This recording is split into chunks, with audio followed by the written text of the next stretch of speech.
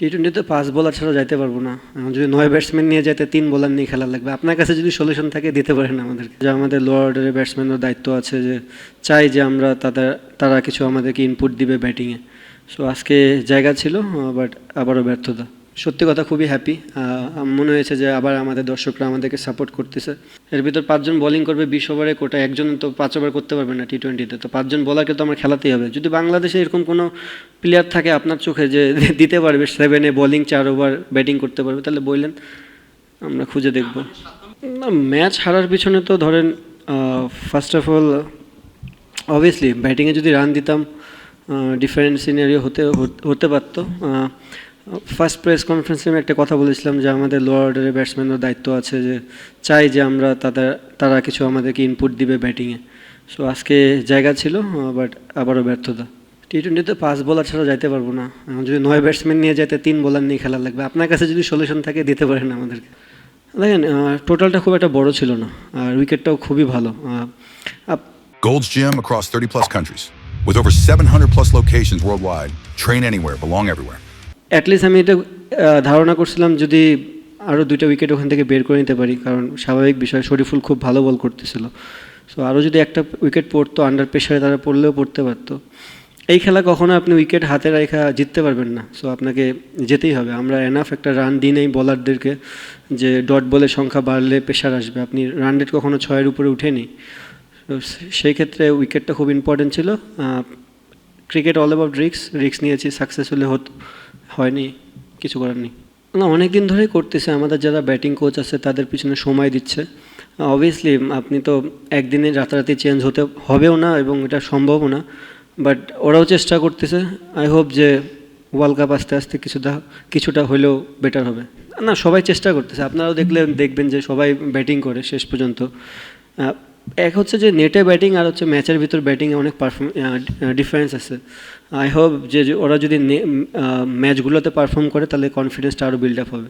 এমন একটা সিচুয়েশন ছিল, অবভিয়াসলি আমি আর হৃদয় যদি পার্টনারশিপটা আরও বড় হতো তাহলে খেলা ডিফারেন্ট হতো, but at the same time আপনার টি-টোয়েন্টি ফর্মেটে এরকম ব্রেক চলে আসা, আফটার লং টাইম ব্রেকের পর দেন একটা সাডেনলি ওভার দিয়ে দেওয়া, বাড়তি প্রেশার তো একটা থাকে যে আপনার অপোনেন্টকে একটা বিগ টোটাল দিতে হবে, আর অবভিয়াসলি আপনি হাই রিস্ক গেম খেলতে গেলে আউট হবেন।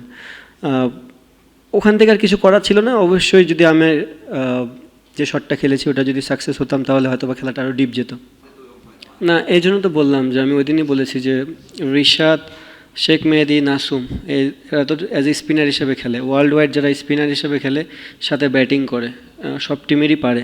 আর না হয় আপনাকে চায়নাম্যান হতে হবে, যেটা মিরাকেল কিছু যেমন থাকে। অনেক টিমে প্লেয়ার থাকে না, শুধু বোলিং হিসাবেই খেলে, বাট শেখ মেহেদি তো ব্যাটিং পারে, বাট ওই পারফরমেন্সটা আমরা দরকার ইন্টারন্যাশনাল ক্রিকেটে। Same goes to Nasum and Rishad. অলরাউন্ডারের ক্ষেত্রে যদি আমি বললাম, ওই দিন সাইফুদ্দিন, সাকলাইন আছে, আনফর্চুনেটলি ওরা খেলানোর সুযোগ পায়নি, সাকিবও আছে। সো তাদের কাছ থেকে আমরা একটা ব্যাটিং আশা করি, যে ব্যাটিংটা যেমন কিছু কিছু সময় এরকম গেম থাকবে যে গেমগুলোতে লোয়ারের দরকার। তো এই জিনিসটা খুবই ইম্পর্টেন্ট। আই হোপ যে ওরা ফিউচারে আমাদেরকে এই জিনিসটা ডেলিভার করবে। দেখেন, সিনারিও 2 রকম ছিল। সিনারিও কারো হাতে থাকে না, ওয়েদার কারো কন্ট্রোলে নেই। আমরা যখন ফার্স্টে খেলতে নেমেছি তখন উইকেটের বিহেভিয়ার একরকম ছিল, এবং 3 উইকেট হারানোর পর আমরা আর্লি ব্যাকফুটেও ছিলাম। ওখান থেকে একটা পার্টনারশিপ লাগতেছিল, তারপর আবার ব্রেকে চলে গেছি। তো আপনি যখন 15 ওভারের খেলায় দুইভাবে ব্যাটিং করবেন, কারণ আপনি জানেন আপনার টিমের স্ট্রেংথই হচ্ছে 6 ব্যাটসম্যান। সো আপনি চাইলেও খুব একটা বড় নিতে পারবেন না। অপোনেন্ট দিকে যদি দেখেন, তারা জানে যে তাদের হাতে একটা স্মল টোটাল আছে এবং খেলায় কোনো ব্রেক নাই, 15 ওভারই খেলবে। অ্যান্ড আই হোপ যে আপনিও বুঝবেন যে যখন বল ভিজে যায় তখন ব্যাটিং করাটা কত ইজি হয়ে যায়। তো খুবই ডিফিকাল্ট ছিল যে রান আমরা করেছি। এই রানে আটকে রাখা, কারণ মিডল ওভারে আপনার ডট বল দরকার, উইকেট দরকার। সো উইকেট ভালো হলে এই জিনিসগুলো খুব একটা হয় না। ফার্স্টে সাকলাইনকে দিয়ে বলি, হ্যাঁ অবভিয়াসলি যদি 3টা গেমই হতো তাহলে ডিফারেন্ট সিনারি হতো। আপনি জানেন যে সেকেন্ড গেমটা ওয়াশ আউট হয়ে গেছে। তো অবভিয়াসলি আমরা চাবো আমাদের বেস্ট কম্বিনেশন নিয়েই সিরিজটা জেতার জন্য। আর আরেকটা যেটা বললেন আক্ষেপ বা নাই, এটা আর নেই। আপনিও ছেড়ে দেন, ওটা আমরা ছেড়ে দিয়েছি। আপনি যত ছাড়বেন তাড়াতাড়ি খুবই ভালো। খুবই ভালো। আমি সত্যি কথা খুবই হ্যাপি। মনে হয়েছে যে আবার আমাদের দর্শকরা আমাদেরকে সাপোর্ট করতেছে। দেখেন হোম ক্রাউডে হোম যদি সাপোর্ট করে একটা আলাদা বেনিফিট থাকেই। আমি আশা করব যে দর্শকরা আবার আসবে মাঠে খেলার আমাদেরকে, কারণ দর্শক হচ্ছে একটা প্রাণ। তারা যদি আমাদেরকে সাপোর্ট করে আমরা আমাদের খেলার জন্য জিনিসটা ইজি হয়ে যায় অনেকটা। আমি রেটিং আমার রেটিং আমি করতে পারবো না, এটা আপনারা ডিসাইড করবেন। আমি অনেক এনজয় করতেছি, আর আমার ভাবনা অবশ্যই যেহেতু এশিয়াতে খেলা না, খেলাটা বাইরে, সো আমাদেরকে এশিয়া অনুযায়ী হয়তো বা আমাদের টিমটা আগেরবার সেটেল ডাউন ছিল, বাইরে অনুযায়ী আমাদের টিমে আরও অনেক কিছু আনতে হবে অ্যাজ এ প্লেয়ার হিসেবে, কারণ আপনি যে কন্ডিশনে খেলবেন, যাদের সাথে খেলবেন, খুবই ডিফিকাল্ট হবে। এই 1.5 বছরে যদি আমরা ওই জিনিসগুলো কোপ আপ করে করে করে ওখানে যেতে পারি, তাহলে হোপ যে ভালো কিছুই হবে। আই হোপ প্রাপ্তি তো খারাপ ছিল না। আপনারা যদি অ্যান্সারটা দেন তাহলে খুব ভালো হবে যে আমার প্রাপ্তি কেমন ছিল অ্যাজ এ হোল বাংলাদেশ। আমার মনে হয় হোল বাংলাদেশি ক্রিকেটাররা যারা T20 ফরম্যাটে খেলেছে তারা খুবই ভালোভাবে ডেলিভার করেছে লাস্ট ইয়ার। অবভিয়াসলি চ্যালেঞ্জ হচ্ছে যে এই বছরটা আমরা কীভাবে দিতে পারতেছি, বিকজ এই বছরে আরও 6টা গেম আছে এবং ভালো টিমের সাথে আছে। দেখেন, ভালোর তো কোনো শেষ নেই। আপনি যতদিন খেলবেন আপনার লার্নিং প্রসেস থাকবেই। হ্যাঁ, আমি যদি ওডিআই ক্রিকেট দেখি, আমরা কিছু ম্যাচে এক্সট্রাঅর্ডিনারি ফিল্ডিং করেছি, আবার কিছু ম্যাচে ক্যাচ ড্রপ করেছি। সেম গোস টু T20তেও আমরা কিছু ক্যাচ ড্রপ করেছি, আবার কিছু ব্রিলিয়েন্ট ক্যাচও নিয়েছি। এটা পার্ট অফ ক্রিকেট, এটা থাকবে, বাট যত মিনিমাইজ করা যায়। আর সেকেন্ড জিনিস যে T20 ফরম্যাটটাই এমন, আপনি অ্যাটাকিং ক্রিকেট খেলতেই হবে, but at the same time আমি যেটা আগেও বললাম যে আমাদের নিচের সারির ব্যাটসম্যানরা যদি আমাদেরকে রান দিতে পারে, সেই জিনিসটা আমাদের জন্য অনেক হেল্পফুল হয়ে যাবে। সো যে জিনিসটাই হচ্ছে একটা, যে 2টা সিরিজে আপনারা দেখবেন যে আমাদের 5-6টা উইকেট চলে যাওয়ার পর আমরা শেষের দিকে আর ব্যাটিংয়ে রান পাইনি।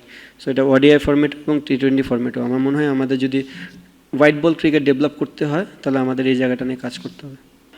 আপনি যদি নাম্বার 7 একটা ব্যাটসম্যান খেলান, তাহলে আপনার 4 ওভার পূরণ করতে পারবো না। তো খেলাই তো 11 জনের, এর ভিতর 5 জন বোলিং করবে 20 ওভারে, কোটা একজন তো 5 ওভার করতে পারবে না T20তে। তো 5 জন বোলারকে তো আমার খেলাতেই হবে। যদি বাংলাদেশে এরকম কোনো প্লেয়ার থাকে আপনার চোখে যে দিতে পারবে 7-এ বোলিং 4 ওভার ব্যাটিং করতে পারবে, তাহলে বললেন, আমরা খুঁজে দেখব। এর থেকে আর কেউ আসে আপনার চোখে? ওইটা আমি আপনাকে প্রশ্ন করলাম, এর চোখে আর কেউ আসে 7-এ? আপনি বলেন, আমাকে অ্যান্সার দেন না। খুবই ভালো। আমার মনে হয় সবসময় আপনার সিনিয়র প্লেয়াররাই যে টিমে থাকবে জিনিসটা তা না। আমি আগেও বলেছি যে তাসকিন এবং ফিজ বিগ অ্যাসেট বাংলাদেশের জন্য, but some point of time আপনাকে যারা নতুন প্লেয়ার তাদেরকেও গ্রো আপ করতে হবে। আমার মনে হয় আজকের ম্যাচটা টোটালি ডিফারেন্ট সিনারিও ছিল, রিপনের জন্য চ্যালেঞ্জিং ছিল। সাইফুদ্দিনও অনেক দিন পরে আসছে। তো আপনার এই প্লেয়ারগুলোকে আমরা যত গেম টাইম দিতে পারবো, তাদের জন্য ডেফিনেটলি ইনার ফিউচারে বাংলাদেশ অনেক লাভবান হবে এদের কাছ থেকে। না, খুবই ভালো। আমি তো বললাম আমার যে 6টা ব্যাটসম্যান রেগুলার খেলে তারা খুবই ভালো শেপে আছে, এবং T20তে আপনাকে এটা অ্যাকসেপ্ট করে নিতে হবে। আর টোটালি আজকের দিনের গেমটা তো টোটালি ডিফারেন্ট, এটা আপনাকে অ্যাকসেপ্ট করতেই হবে যে প্রতিদিন যায় আপনি ফার্স্ট বল থেকে মারতে পারবেন না, 2-1টা ব্যাটসম্যান এখানে ফেলিয়ার হবে। খুব ভালো জিনিস ছিল যে আমার আর হৃদয়ের খেলাটা, যদি খেলাটা পুরা হতো তাহলে হয়তো বা ডিফারেন্ট সিনারি হতো। কারণ আপনি জানেন T20 ফর্মেটে অলদো খেলে 11 জন, বাট পারফর্ম করে 2 জন বলার 2 জন ব্যাটসম্যানই।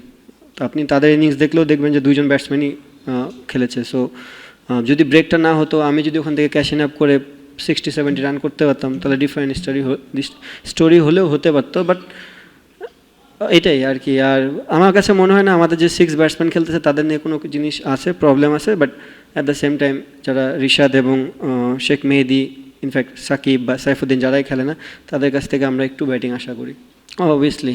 কারণ আপনি দেখেন আর্লি 3টা উইকেট পড়ে গেছে, তারাও একটু আন্ডার প্রেশারে ছিল। বাট জিনিসটা ছিল যখন আন্ডার প্রেশারেও ছিল, রান রেট কখনো 6-এর উপরে যায়নি, সর্বোচ্চ 6.5।